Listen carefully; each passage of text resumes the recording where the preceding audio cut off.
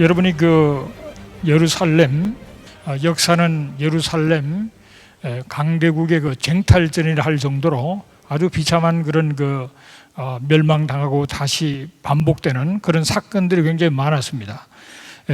그러면 오늘날 현실은 어떤지를 한번 보겠습니다. 이스라엘은 분리할 수 없는, 예루살렘은 분리할 수 없는 이스라엘 수도다. 그렇게 이제 이스라엘은 이제 주장을 하고 있죠. 주장을 하고 있고. 그러나 유엔은 이스라엘 수도 결정을 우리는 수용할 수 없다. 그렇게 주장하고요. 교황은 3대 종교 성지로 국제화해야 한다. 그렇게 주장을 합니다. 오바마는 뭐 우리가 잘 아는 대로 6.1 전쟁 이전으로 돌아가야 된다. 그걸 늘 주장했죠. 아랍 국가들은 똑같습니다. 근본적으로 이스라엘이 그 땅에 존재할 권리가 없다. 그렇게 주장을 합니다. 이슬람 지하들은 이제 적극적으로 그들은 이제 테러를 일으키면서 그들의 목표는 이스라엘의 멸절입니다. 이스라엘을 제거해버리겠다는 거죠. 그리고 그들은 이슬람으로 세계를 정복하고 그리고 칼리프 제국을 세워서 샤리아법을 시행하게 하는 그런 나라를 만드는 것이 이 이슬람 지하드들의 꿈이죠. 그 꿈인데 지금 이슬람, 무슬림이 지금 한 세계적으로 16억이 있습니다. 그 가운데 한 15%, 약 2억 4천만 정도는 완전히 근본주의자들입니다. 그 사람들은 반드시 이 체제가 이루어져야 된다고 목숨을 건 사람들이기 때문에 15%로 하면 별거 아니라고 생각하는 사람이 있는데 2억 4천만이 그렇게 생각했다는 엄청난 문제가 되죠. 팔레스타인은 고대 예루살렘 땅 전부가 팔레스타인의 수도다. 그렇게 자기들은 주장합니다. 아흐마디네자드는 이스라엘을 전 이란 대통령이죠. 지도상에서 없애야 된다. 그렇게 이제 주장을 하면서 요즘 최근에 그 신임 이란 총사령관 무사비는 25년 내에 이스라엘은 아주 멸절될 것이다. 그런 주장을 최근에 했죠. 앨런 더쇼비츠라는 이분은 하버드 법률학 교수인데 법적 근거가 충분한데도 국가 근본과 정통성을 의심받는 유일한 나라가 이스라엘이다. 그렇게 이제 국제법 학자로서 얘기를 합니다. 네타냐후가 유엔 총회에서 연설을 했죠. 우리 시대에 있어서 바로 아모스의 예언이 성취 중이다. 그렇게 말하면서 아모스 9장 14, 15절을 인용합니다. In our time, the biblical prophecies are being realized. As the prophet Amos said, they shall rebuild ruined cities and inhabit them. They shall plant vineyards and drink their wine. They shall till gardens and eat their fruit. And I will plant them upon their soil, never to be uprooted again. Ladies and gentlemen, the people of Israel have come home, never to be uprooted again. 여기 보면은 사로잡힌 것을 돌이키고 황폐한 성읍을 건축하고 과원들을 만들고 그 열매를 먹으리라. 그들의 땅에 심으리니 다시 뽑히지 않는다. 최근에 일어난 사건들입니다. 그들이 고토로 돌아가고 그리고 다시 도시를 세우고 그리고 과원들을 만들어서 많은 그런 과실을 얻고 그러면서 자기들은 이제는 다시는 뽑히지 아니한다 하는 하나님 말씀이 반드시 성취된다 하는 사실을 유엔에서 주장을 했습니다. 트럼프는 굉장히 친이스라엘적이죠. 이스라엘을 지지하고 예루살렘으로 대산을 옮겼다 했는데 아직 실행은 못하고 있죠. 유네스코가 작년에 그런 결의를 했습니다. 성전산과 그리고 통곡의 벽은 유대인하고는 아무런 상관이 없다. 그런 결의를 했어요.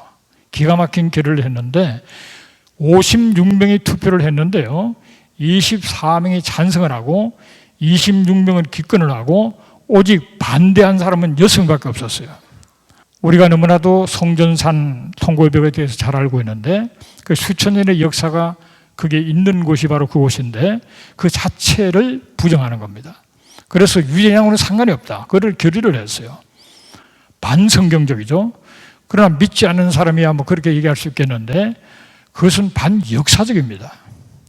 역사 자체를 부정하려는 겁니다. 아주 비이성적이고 그런 행위를 했는데 비율로 보면은 지금 맹목적인 그리스도인들의 수까지 포함시키면은 전 세계 종교인의 3분의 31.5%가 크리스찬이라 그래요. 그런 비율로 보면은 6명만이 반대하고 나머지는 오히려 찬성 내지는 기권했다는 것은 이제 비참한 얘기예요. 이런 결과를 작년에 나왔던 것을 보게 됩니다. 문제는 오늘 이 자리에 계시는 여러분들은 이스라엘 혹은 예루살렘에 대해서 어떻게 생각하고 계시는지 그것이 이제 중요하다고 봅니다. 또 한 걸음 더 나가서 하나님은 어떻게 보시는지. 저는 성경을 연구를 하면서 10여 년 전까지만 해도 내 신학 속에 이스라엘과 예루살렘이 없었습니다. 내 신앙 속에 이스라엘과 예루살렘이 없었어요.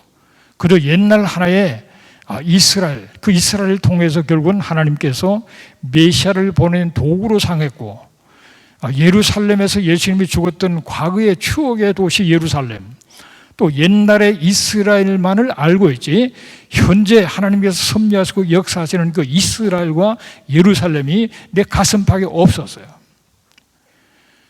그것은 신학적으로 기독교의 역사가 흘러가면서 가장 똑똑하고 기독교에 기여했던 영적인 지도자들이 신학적으로 이스라엘을 죽였습니다.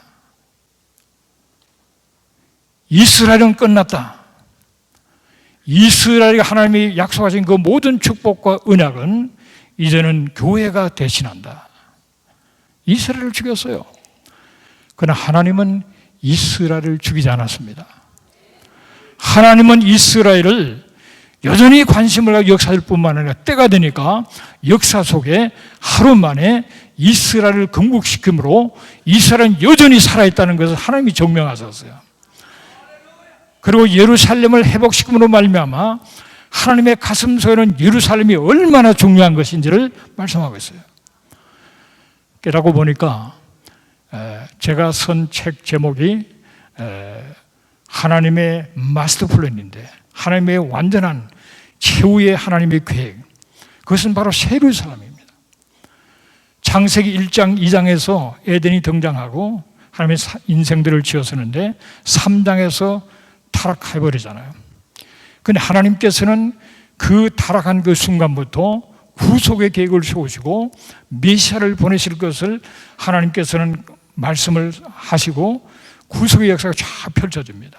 그리고 펼친 가운데 마지막에 계시록 21장, 22장은 회복의 모습, 그 회복의 핵심이 새 예루살렘이에요.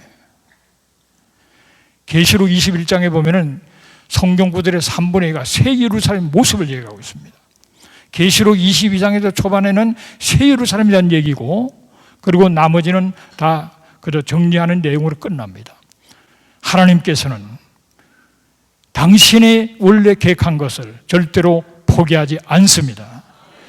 그래서 하나님께서 마스터 플랜을 갖고 있는 그 하나님이 가지셨다 그러면은, 하나님의 마지막 최후의 비전을 가지셨다 그러면 그것은 반드시 이루어지는 줄로 믿습니다, 여러분. 하나님은 전능하시기 때문에, 역사를 주관하시기 때문에 그렇다는 사실을 말씀드립니다. 여러분, 무슬림들이 메카를 향하여 지금 엎드려서 절하고 기도하는 모습입니다. 성전사를 뒤로 하고 있어요. 그들은 예루살렘이 자기들 거라고 굉장히 중요하게 생각한다고 하지만은 사실은 그들은 메카를 가장 중요시합니다. 유대인들은 이 참 성전을 중요시하죠. 여러분, 유대인들은 이렇게 통곡의 벽에서 다 모여서 기도하고 그러면서 정말 회복을 위해서 예수의 모습을 보게 됩니다. 자, 여기에서 우리가 크리스찬들도 많은 사람들이 속고 있는데요. 도대체 팔레스타인이 도대체 누구냐는 겁니다. 팔레스타인. 이 팔레스타인은 창세기 10장 14절에 보면은 가슬루임에서 블레셋이 나왔습니다. 함의 아들 후손인 가슬루임에게서 나왔다고 나왔어요. 그런데 AD 135년에 바코코바의 독립운동이 실패하고, 그 당시 로마 황제가 너무나도 유대인들이 강력하고 이 골치 아프게 했기 때문에 완전히 유대인들을 멸절시켜버리고 다 뿌리를 뽑으려고 합니다. 그러다 죽이고 추방하는 그런 가운데서 하나님께서는 유대인들이 가장 싫어하는 블레셋은 이미 역사 속에 사라진 종족들인데 이 블레셋의 라틴어가 팔레스타인이에요. 팔레스타인 이름을 붙여주는 겁니다. 여러분 마태복음 2장 20절에 보면은 이스라엘 땅이라고 말하고 있죠. 성경 이스라엘 땅이라고 되어 있는데 이름을 그렇게 불러버려요. 블레셋의 이름을 붙여버립니다. 그리고 예루살렘을 아일리아 카피톨리아 이름을 바꿔버리죠. 현재 팔레스타인 사람들은 블레셋의 후손도 아니고 아랍 사람들이라는 것을 우리가 알아야 됩니다. 역사적으로 이 지역에 아랍 국가가 존재한 적이 한 번도 없었습니다. 1517년부터 1917년까지 1517년에 400년간 1917년까지 오스만 터키가 그 전체를 주장하고 있었고 1917년부터 영국이 위임 통치를 하기 시작하죠. 그런 땅인데 아랍 국가가 그 땅에 존재한 적이 없었다는 겁니다. 유대인들이 추방된 가운데서 그저 흘러들어온 사람들, 그들이 그 아랍인들이 지금 팔레스타인을 형성하고 있다는 것을 알아야 되고요. 그래서 이 중동 문제, 영토 분쟁은 일종의 종교 전쟁입니다. 종교 전쟁. 이 지금 팔레스타인에서 주장하는 그 사람들을 보면은 다들 아랍인들입니다. 1864년경에 1860년대에 그 문서에 보면은 그 당시 예루살렘에 한 6만 명이 살았는데 4만 명은 유대인이었어요. 그리고 크리스찬들이 좀 있었고 아랍인들이 좀 있었습니다. 그때만 해도. 그 뒤에 이제 인구들이 이동하고 하면 그때 나라가 세워진 것도 아니고 1920년대 정도부터 유대인들이 들어가서 땅을 개간하고 사업을 일으켰을 때 아랍인들이 짭을 얻기 위해서 왔다가 점점 숫자가 늘어나서 그 사람들이 형성하고 있는 것입니다. 1864년 공식 방금 말씀드렸던 유대인이 최다수였고 1897년에 데오도 헤르츠리 시온주 의회를 스위스 바젤에서 열면서 나라를 세울 것을 구상하죠. 그 다음에 1917년 벨푸어 선언이 있어서 영국 외무상이 유대국가 건설 지지를 약속합니다. 1920년도에는 산리모 협정이라고 1차 세계대전의 성전국들이 모여서 대표들이 유대인 거류국 건설할 걸 약속합니다. 이런 것은 국제법상 굉장히 중요한 사건이에요. 전쟁이 끝났습니다. 성전국들이 결정 내린 대로 되는 거예요. 국제법적으로 굉장히 중요한 사건인데 그래서 이스라엘의 마그나 카르타를 할 정도로 중요한 국제법적인 사건입니다. 1922년에 국제연맹에서 유대국가 건설 권한을 위임을 했어요. 영국에게. 그러면서 결국은 2차 세계대전이 일어나고 유대인들이 600만 명이 죽는 홀로코스트를 경험하게 되는 그런 자리로 나가게 됩니다. 1947년에 유한 분화란이 가결이 되었고 1948년에 이스라엘 건국을 선언하면서 전쟁을 치르게 되죠. 그때 약 한 70여만이 이스라엘이 독립하자마자 이 아랍의 그 지도자들이 그 살고 있는 사람들 한 70만을 잠깐 피하게 만듭니다. 전쟁 일주일이면 끝나니까 너희들 좀 피해다. 일주일이면 끝난다. 이스라엘 자체에 뭐 공부했다 그러면 하루아침에 없애버려 끝내겠다. 지중해로 다 집어넣겠다. 그러니까 잠깐 피해달라 해서 피해 나온 사람들이 한 70만이 돼요. 그런가 하면은 전쟁이 일어나지 말자 중동 지역에 뭐 이란, 이라크의 주위에 많은 나라에 흩어 살고 있던 유대인들은 적극적으로 추방을 당해버립니다. 그 추방을 당한 70여만은 이스라엘로 들어옵니다. 나중에 들어와서 그들은 거기서 이스라엘 국가가 다 받아줘가지고 그들은 자식들로 살아가게 되고 이 70여만 잠깐 피했던 사람들은 이스라엘이 전쟁에서 이겼기 때문에 그들은 난민이 된 겁니다. 여러분 그런데 아랍 국가가 얼마나 큽니까? 그래도 자기 같은 아랍인이면서도 살만한 땅을 주지 않는 겁니다. 난민을 그냥 두고 있는 거예요. 6.1 전쟁을 통해서 예루살렘이 회복되고 그리고 1948년 독립이후로 계속 테러의 공격을 받고 있는데 우리가 국제법적으로 본다면 충분히 이스라엘이 합법적인 국가라는 사실을 우리가 인정해야 돼요. 우리는 그들의 얘기를 듣고 그냥 점령했다면 우리도 뭐 점령으로 생각하는데 그게 아닙니다, 여러분. 국제법적으로 볼 때 이렇게 정확하게 단계를 밟아가면서 강대국들 그 전체를 주도하는 그 성전국들이 결정했다는 그 사실이 굉장히 중요한 거라. 그래서 유대인들은 자신의 나라를 가질 권리가 있다는 것을 우리가 성경적으로 물론 당연하고 국제법적으로도 당연하다는 걸 우리가 알고 있어야 돼요.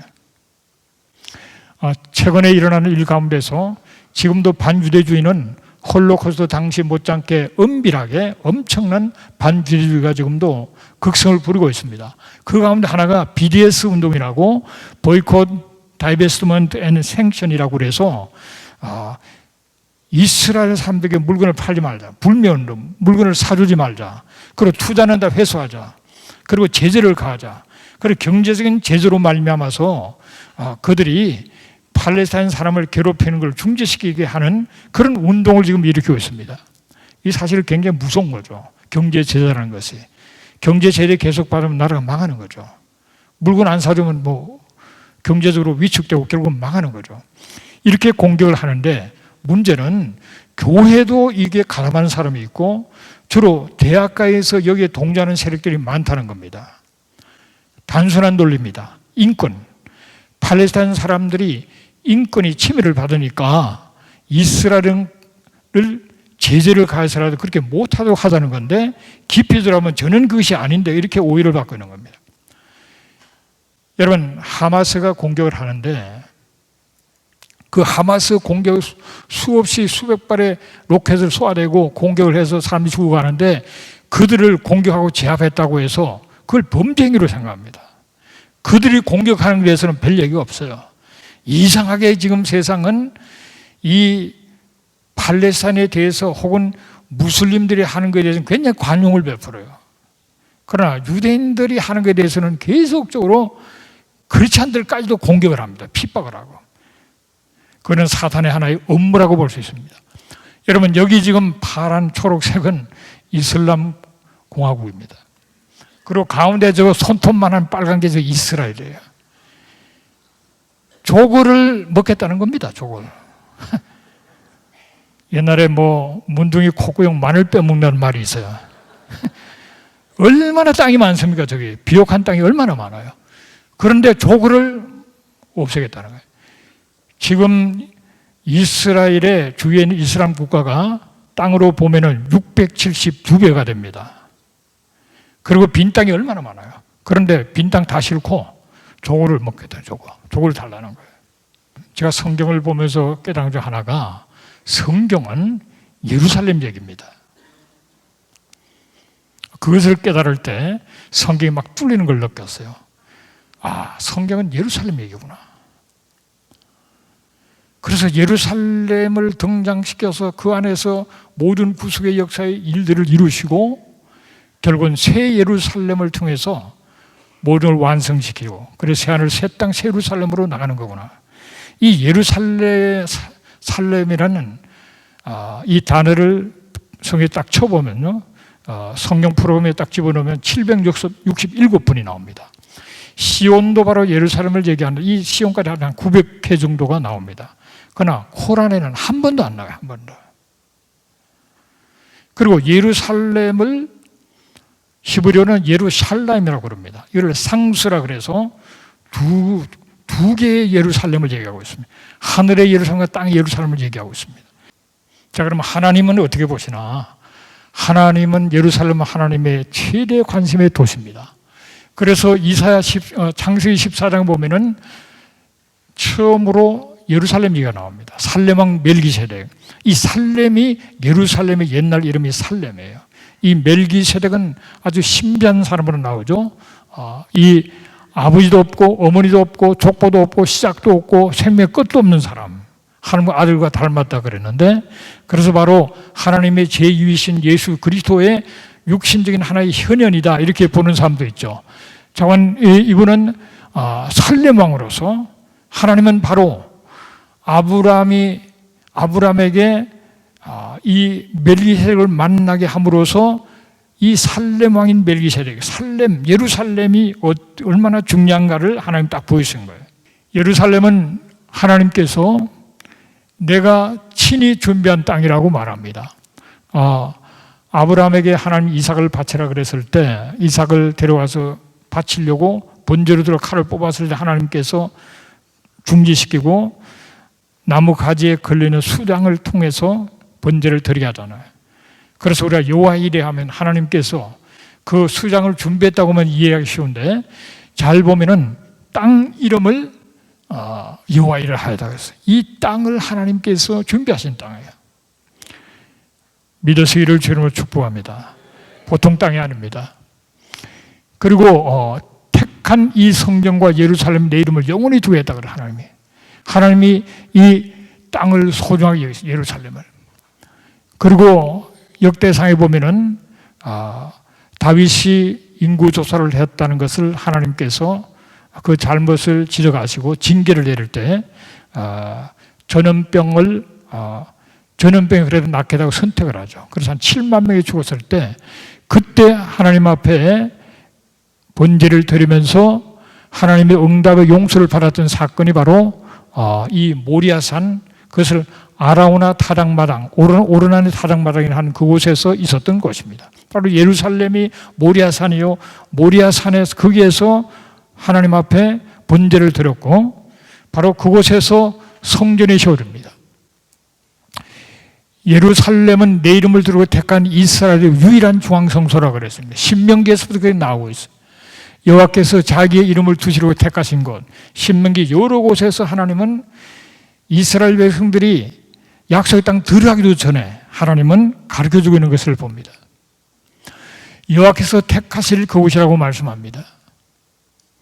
또 예루살렘은 내가 영원히 쉴 것이고 내가 거주할 것이라. 영원히 쉴 곳, 거주할 곳, 내 눈길 내 마음이 항상 거기에 있는 곳. 세상에 이런 곳은 한 곳밖에 없어요. 예루살렘. 하나님은 뭐 서울이 어떻고 뉴욕 어떻고 한 번도 그런 적이 없어요. 항상 예루살렘입니다. 그리고 예루살렘에 영원히 거하겠다고 말씀하셨어요. 아니 하나님이 거하고 싶으시면 거하시지 누가 그를 막겠습니까? 하나님이 그것을 쉴 곳으로 택하고 했었으면 쉬는 거지 누가 그를 막겠어요? 예루살렘은 내 아들 죽은 곳이고 다시 살아나는 곳이다. 예수님께서 12살에 예루살렘을 방문했던 게 나오죠. 그리고 선지자가 예루살렘 밖에 죽는 법이 없기 때문에 예루살렘, 모리아산이요, 나중에 성전이 세워지는 곳이요, 그곳은 바로 예수님께서 죽으실 곳이고 다시 부활하실 곳이고 예루살렘 밖에는 죽는 법이 없다 그랬습니다. 그리고 예수님께서는 예루살렘에 머물라 그렇게 말씀하셔서 부활하셨어. 그리고 하늘로 가신 분 그대로 오시리라. 감람산에서 성천하시면서 본 그대로 오실 것이다. 한 곳이 바로 예루살렘이에요. 자, 정리하면은 예수님께서 보내심을 받으신 곳이고 사명을 감당한 곳이고 성전을 깨끗하게 하시고 가르치신 곳이고 그 가르쳤다는 얘기는 마태복음 22장 34절을 보면은 하나님을 사랑하고 이웃을 사랑하는 첫 계명과 둘째 계명을 말씀하신 성경 전체 요약이 바로 하나님을 사랑하고 이웃을 사랑하는 거라. 그 말씀을 하신 곳이 예루살렘이고 그리고 주님이 다시 오시기 전에 일어날 사건에 대해서 말씀하신 것도 예루살렘에서 말씀을 하셨어요. 이 천국 복음이 모든 민족에 전거되기 위하여 온 세상에 전파되리니 그제야 끝이 온다. 주님이 다시 오실 그 약속을 말씀하실 때 바로 그 선언적인 말씀, 이방인들의 구원의 수가 찰 때 또 마태복음 23장 39절에 보면은 유대인들을 향하여 찬송하리로다. 주의 이름으로 오시느니 할 때까지 너희는 나를 볼 수 없다. 유대인들이 예수가 메시아인 걸 알고 고백하고 찬양하는 그때가 돼야 오신다는 사실을 말씀하면서 이 두 말씀은 이방인 구원과 유대인 구원의 수가 찼을 때 주님이 오신다는 사실을 역시 예루살렘에서 말씀하셨어요. 예수님께서는 재판을 받으시고 죽으시고 희생제물의 의미를 완성하고 성취신 곳이 바로 예루살렘, 골고다에서 그렇게 하셨죠. 그리고 부활하시고 성천하신 곳이고 성령이 임하셨고 교회가 시작된 곳, 그게 바로 예루살렘입니다. 그리고 주님이 다시 오실 곳. 예루살렘은 하나님의 모든 관심과 계획의 중심일 뿐만 아니라 실제적으로 예루살렘은 세계 중심이라는 사실을 아셔야 돼요. 오늘날 주도적인 그런 하나 이론이 됐는데 대륙 이동설, 컨티넨털 드리프트에 의하면은 원래 땅은 하나였다고 하나. 이것이 대홍수와 또 땅이 나누어진 걸 통해서 갈라진. 미드라시에 보면은 성전산을 얘기할 때 지구의 배꼽이라고 하면 몸의 가장 중심이 배꼽이잖아요. 그리고 거기에 아담을 흙으로 지은 곳도 바로 거기고 이삭을 번제를 드릴 때 앞으로 성전이 생길 환상을 봤다. 그런 얘기가 나와요. 그들의 상상력을 우리가 귀하게 생각해야 되는데요. 에스겔서 38장 11절 보면은 세상 중앙에 거주하는 백성이라고 말해요. 세상 중앙에. 땅이에요, 땅. The land, center of the land, 땅의 중앙에 거주하는 백성. 이스라엘이 땅의 중앙이라는 거죠. 그리고 그 중앙이 또한 예루살렘이죠. 창세기 1장 9절 10절에 보면은 천하의 물이 한 곳으로 모이고 물이 드러나라. 아까 그 한 말씀을 성경적 찾아보면 그렇게 볼 수가 있습니다.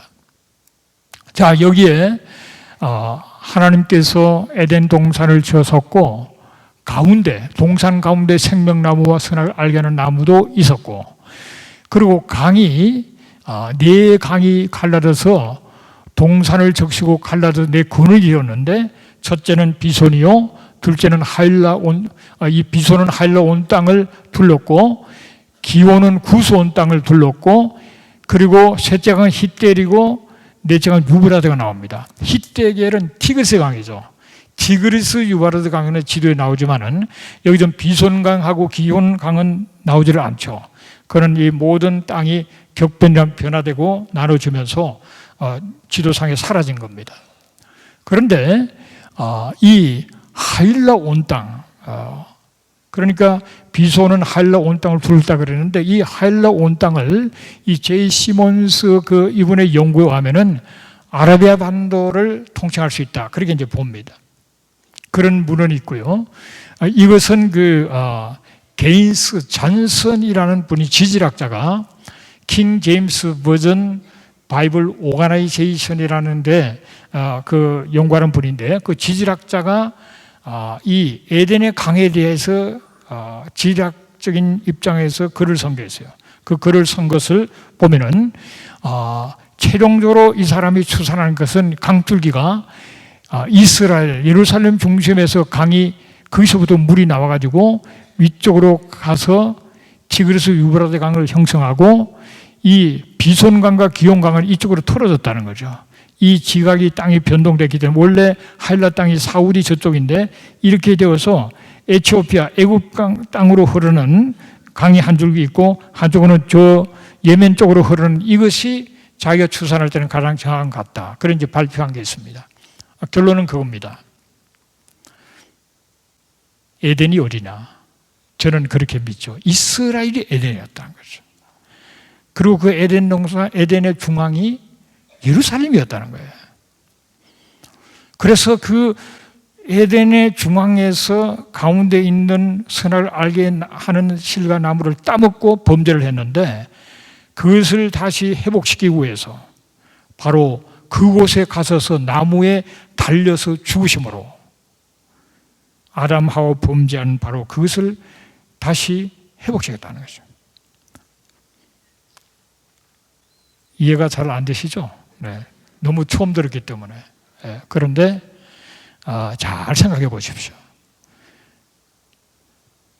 아니라는 근거보다 맞다는 근거가 더 많을 겁니다. 네. 뭐 지질학적으로 고고학적으로 고고학자 가운데서 하버드의 그 로렌스 스테이거라는 교수가 있어요. 이분은 고고학자입니다.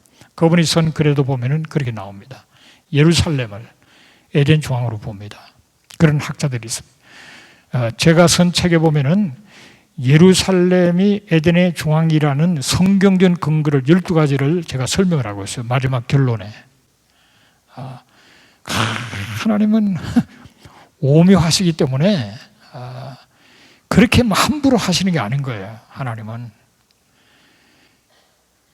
그래서 하나님은 에덴을 회복시키는 시켜서 새 에덴으로 회복시키는 그 과정이거든요.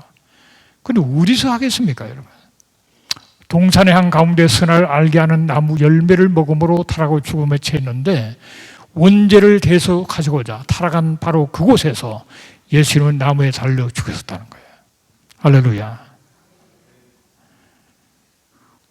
우리가 하나님을 너무 제한했던 것 같아요. 하나님은 놀라울 정도로 오묘하신 분인데 우리는 그저 대충 우리의 한계를 가지고 하나님 말씀을 생각했다는 생각을 합니다.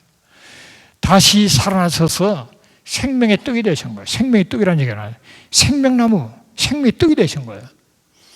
그 생명의 떡을 먹는 자마다 영생을 얻는 겁니다. 그래서 하나님께서는 이 장소, 이 지구 전체에서 가장 중요한 장소는 예루살렘이에요. 하나님의 가슴 속에 하나님의 심정은 예루살렘을 바라보고 있고 영원히 거할 것이고 쉴 것이고 내가 영원히 그곳에 있다고 성경에 말씀했는데도 우리는 대충대충 이런 거예요. 그래서 예수 믿고 구원받고 천국 간다는 것만 좋아하지 하나님은 더 놀라운 계획을 갖고 그 예루살렘을 그렇게 얘기를 많이 하시는데 우리는 그저 대충 옛날에 2000년 전에 예수님 날 위해 죽으신 곳 성지 순례 가서 사진 몇 방 찍고 와서 그러나 하나님은 그 예루살렘을 그 정도로 보시는 게 아닙니다.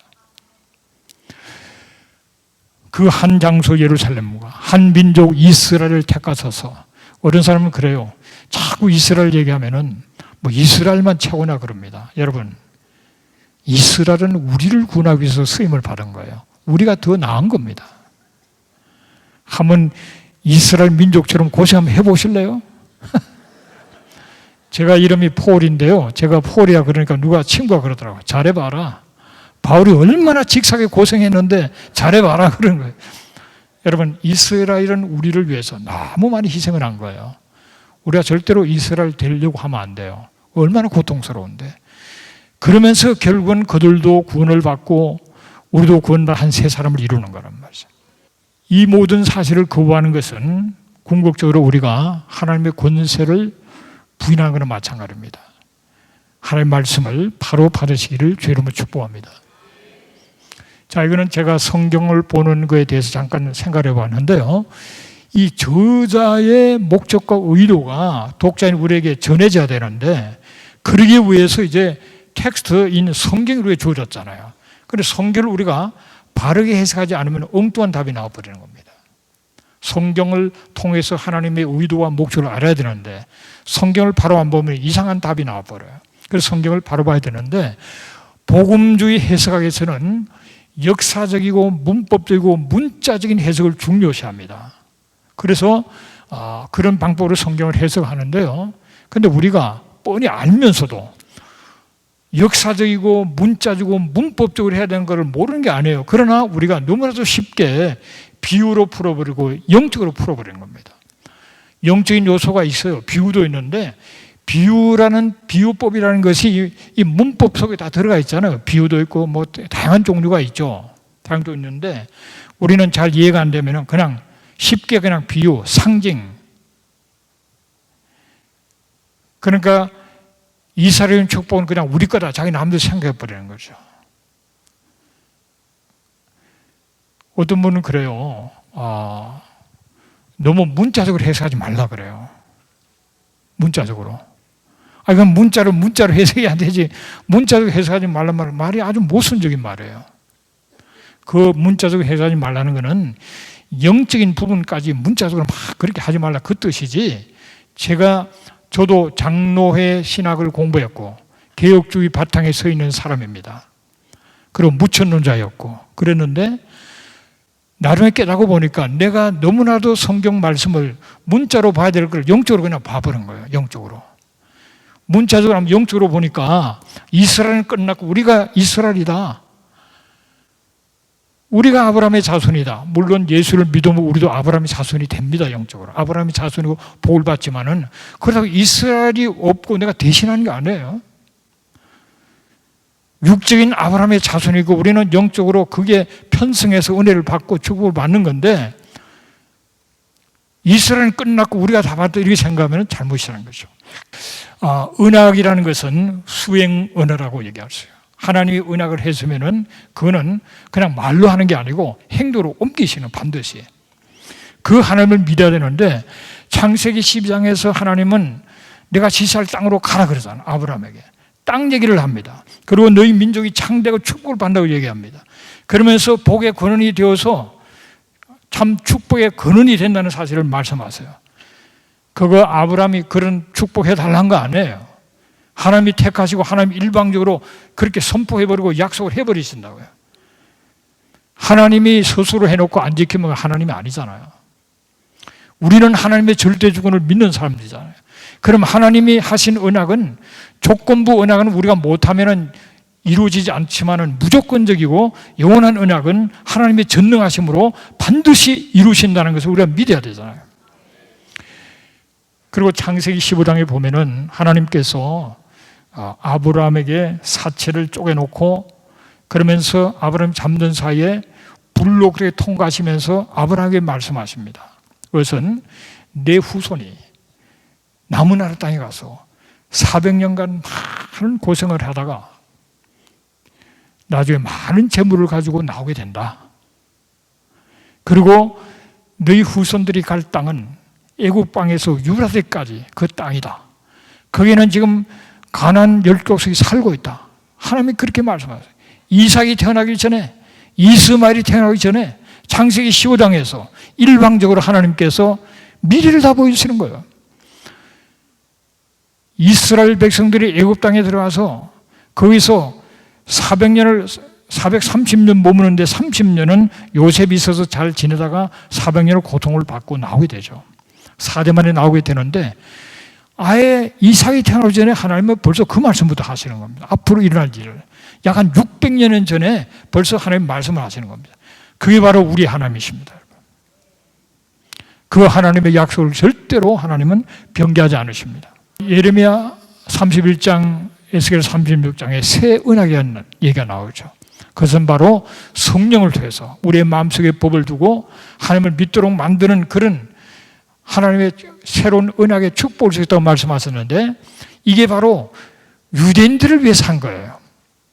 우리도 그걸 누리지만은 우리를 위해서 어떤 사람은 새 언약은 신약에 우리에게 주신 거고 이스라엘 백성은 구약의 예전하게 매였다 이렇게 또 착각하는 사람이에요. 그렇지 않습니다. 새 언약은 바로 유대인들을 위한 것이고 결국 우리를 위한 것이에요.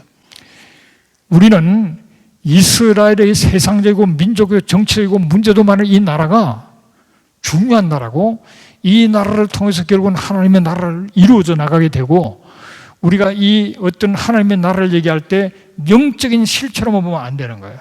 하나님의 나라는. 하나님의 나라는 영적인 나라. 하나님의 나라 천국은 영적인 그런 세계로 비파를 연주하면서 구름 타고 두둥실 왔다 가는 그런 땅이 아니에요.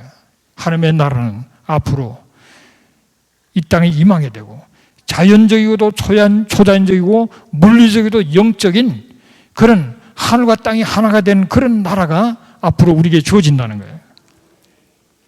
그래서 해석 우리가 성경을 포괄성 있게 일관성을 가지고 전체적으로 영육 세계 전체를 하나님이 구원하신다는 사실을 알아야 됩니다.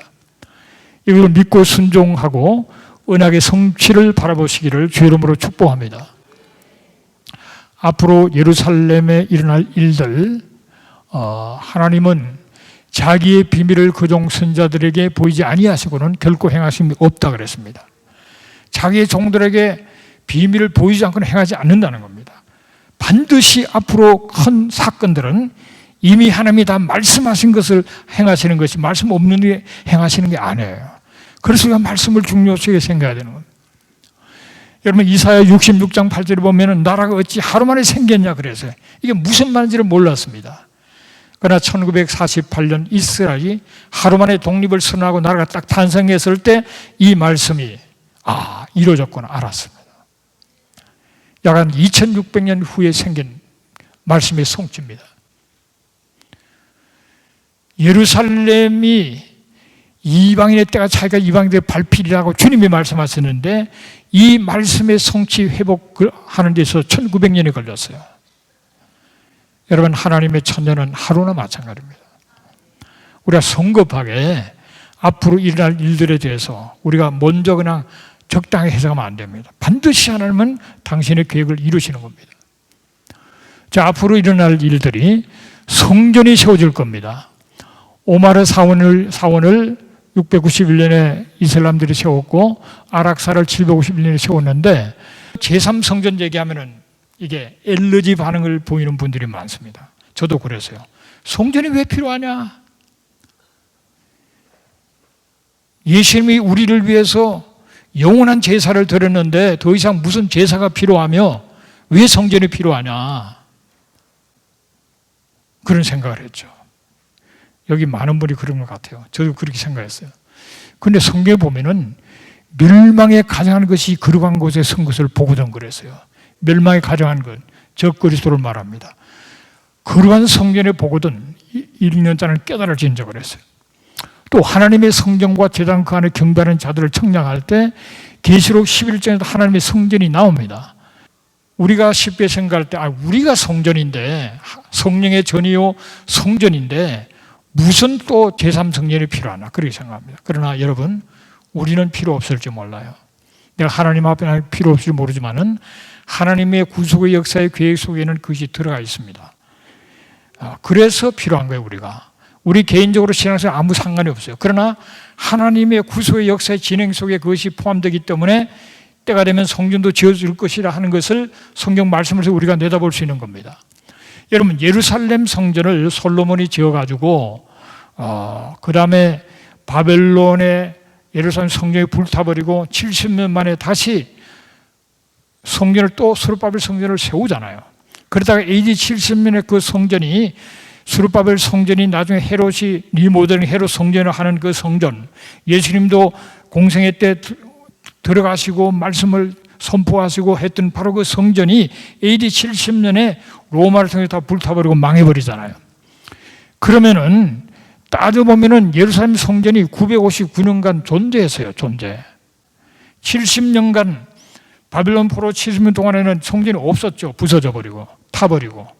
그걸 다 계산하면은 AD 70하고 맞바꾸고 계산하면은 966년에 BC 966년에 성전을 솔로몬이 짓기 시작해서 959년에 완성했는데 결국은 959년 동안 성전이 있었어요.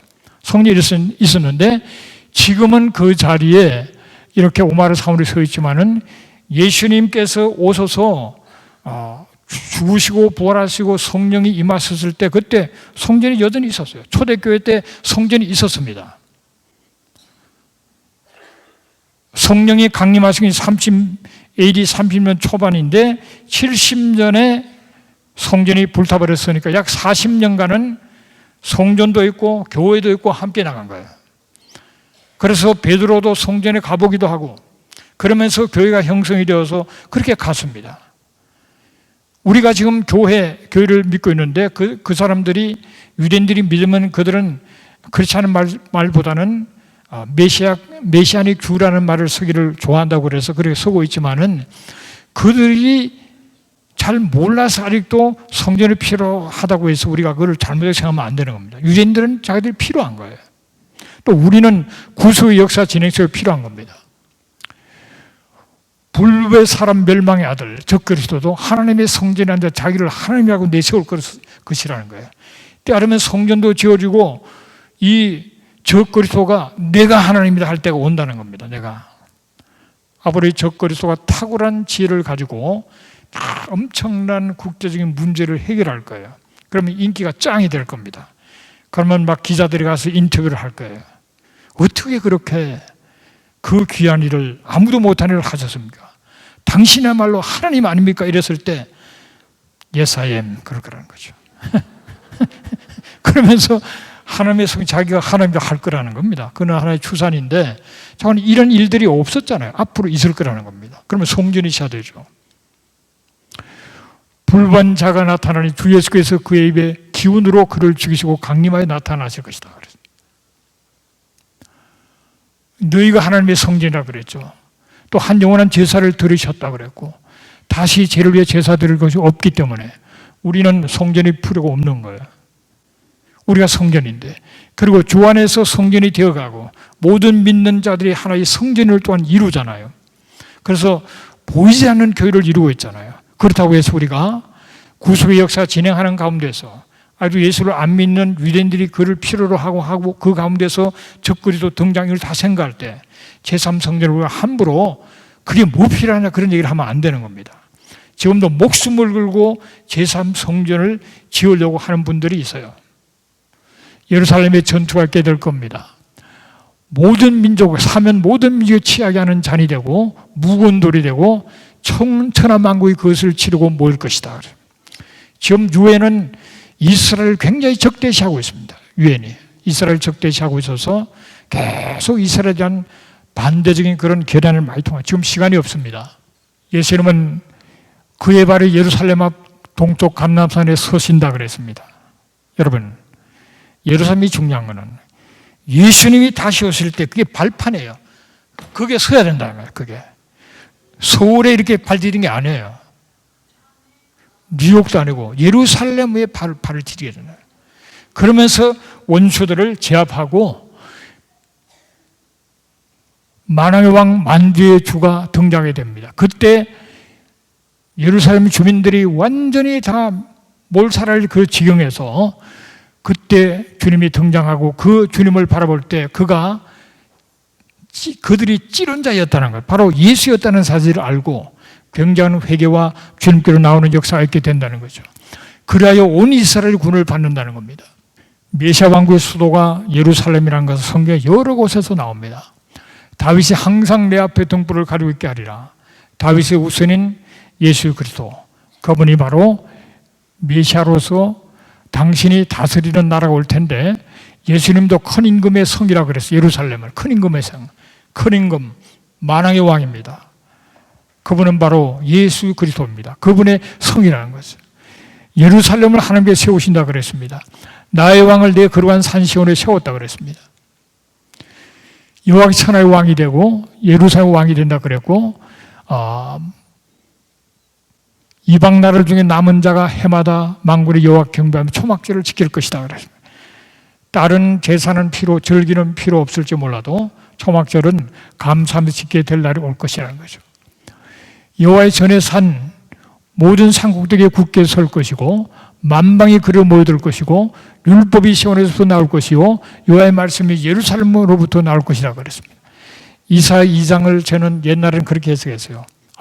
이게 예루살렘 이 교회구나. 앞으로 교회에서 선포되는 말씀을 통해서 전 세계 정치, 경제, 사회 모든 부분에 영향을 주면서 이 세계를 새롭게 하는 거겠구나. 혼자 생각했어요. 엉터리입니다, 여러분. 주님이 오셔서 예루살렘을 중심으로 말씀을 선포하게 되고 다스리게 됩니다.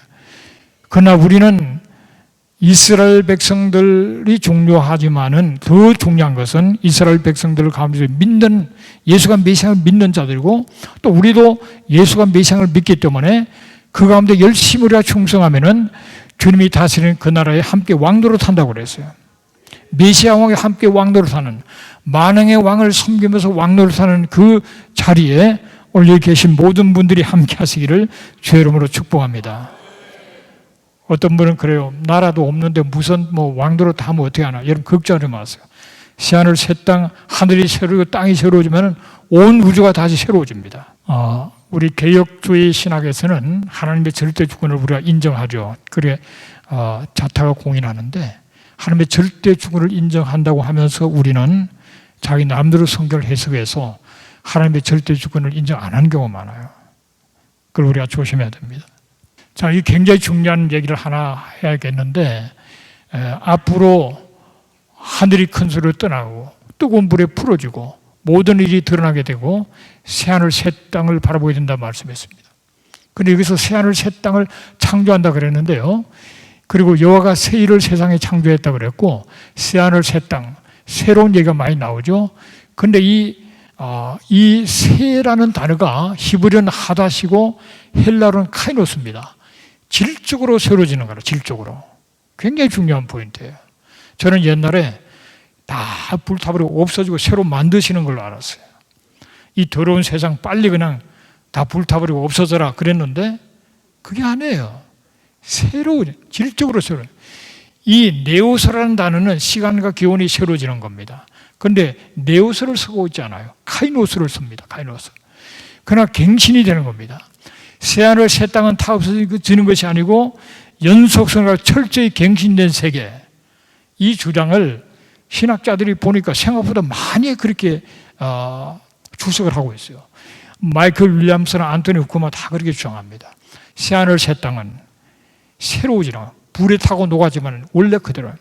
여러분, 우리가 예수를 믿기 때문에 내 자신이 죽으면 영의 몸을 입겠죠. 때가 되면 내가 부활하겠죠. 부활하는 몸을 입지만은 나는 나예요.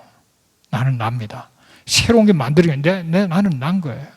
그처럼 대홍수가 나서 다 모든 것이 다 파괴되고 다 했어도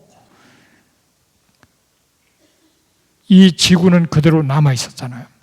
앞으로 새하늘 새 땅 불이 타고 녹아져도 여전히 지구는 변화된 모습으로 또 남아 있는데 예루살렘은 예루살렘이라는 거예요, 여러분. 앞으로 새하늘 새 땅 다 뒤집어지고 불타고 녹아졌다고 해서 예루살렘이 갑자기 없어져 버리고 서울이 그 자리에 가 있고 그렇지 않다는 거예요. 예루살렘은 여전히 예루살렘으로. 그래야 하늘의 새 예루살렘이 예루살렘으로 내려오지 어디로 내려오겠어요? 내려오려면 땅이 있어야 내려올 거 아닙니까? 공중에서 움직이는 것은 내려오는 게 아니죠. 땅이 있는데 그 땅이 새로운 땅이고 예루살렘 위에 새 예루살렘이 내려와서 하늘에 있는 것과 땅에 있는 것이 통일되는 거예요. 하늘에 있는 것과 땅에 있는 것이 그리스도 안에서 통일되게 한다고 그랬습니다. 그래서 새하늘 새 땅 새 예루살렘은 최종적으로 에덴의 완전한 회복이 되는, 에덴의 완전한 회복. 그리고 그것은 영원한 회복이 되고 부활한 성도들의 처소가 되고 하나님의 나라를 위해 지구를 되찾는 것으로 천국의 실체들이 지구 위에 복귀하게 되는 겁니다. 이거는 그냥 그려본 건데요. 지금 새 예루살렘이 12,000 스타디온인데 계산법이 조금씩 다르긴 해요. 그런데 2,400km입니다. 대충 한번 우리 부목사보고 한번 그려보라 그랬더니 이렇게 그렸어요. 물론 앞으로 꼭 이런 모습이 되지는 않겠지만은 대충 한번 그려본 겁니다. 새하늘 새 땅 다 바뀌고 하지 않겠어요?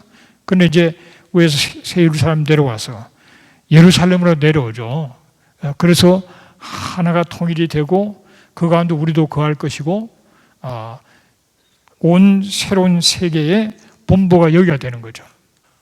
에덴은 하나님이 함께 하시는 일종의 성전 개념입니다. 하나님이 함께 하셨어요. 하나님이 거니셨. 그랬는데 범죄함으로써 쫓겨난 다음에 하나님께서 거하시는 곳으로 성막을 만들어서 그쪽에 거하신다고 해요. 그 다음에 성전을 거쳐서 지금은 성도들의 심령 속에 거하시면서 이제 하나님의 교회를 형성하게 만드시면서 이제 때가 되면은 교회, 믿는 유대인과 믿는 이방인의 수가 찼을 때 주님이 오셔서 메시아 왕국을 이루시고 통치하시는 가운데 지나가면서 결국은 새하늘 새 땅 새 예루살렘으로 나간다는 겁니다. 이거를 제가 한번 만들어 봤습니다.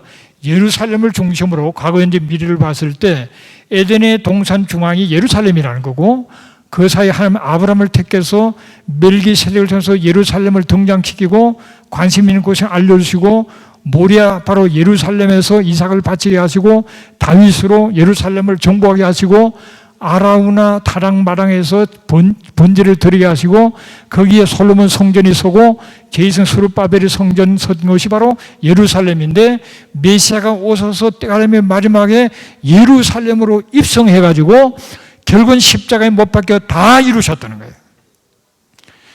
그리고 그때 하신 말씀이 엄청나 중요한 말씀들을 십자가에서 하셨는데 제 책에 간단하게 썼는데요. 십자가에서 하신 말씀만 이해하면 우리 신앙생활의 모든 길과 모든 문제 해결이 그 속에 다 있어요 보니까.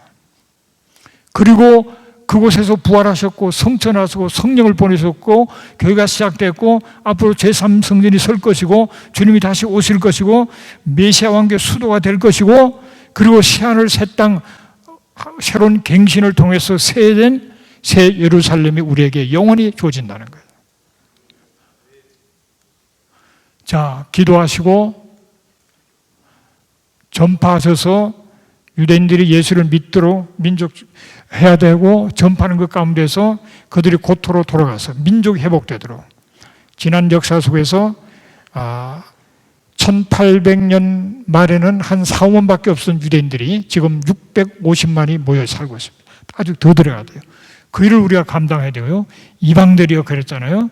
먼 셈에 전파여 흩어진 자가 모으시고 목자가 양떼 한 가지 그를 지킨다는 것을 우리가 전파해야 돼요. 그리고 예루살렘을 주님의 심정으로 바라보고 우리가 기도해야 될 것이고, 그들은 역사적인 많은 상처가 있기 때문에 그들을 위로해야 됩니다. 우리 민족이 큰 사명이 주어졌는데 이 사명을 감당하기 위해서 우리 민족이 새로워지고 정말 하나님 기뻐하는 나라가 됨으로써 이스라엘로 하면 시기하는 민족이 되어야 되는데, 우리 교회가 우리 민족이 어떤 민족이 되어야 되는 확신을 가지고 나가야 되는데, 저는 우리 이 한국이 나갈 길은 자유, 민주, 선진, 통일, 기독교 한국을 세워야 된다는 거예요. 수많은 방해가 있다 할지라도 하나님이 원하시는 나라는 자유, 민주, 선진, 통일, 그리고 기독교 한국입니다. 여러분, 자유민주주의가 기독교 가치관이 없으면 그건 또 아무것도 아니에요. 그것도 부패되고 오히려 정말 우민 정치를 낳게 됩니다.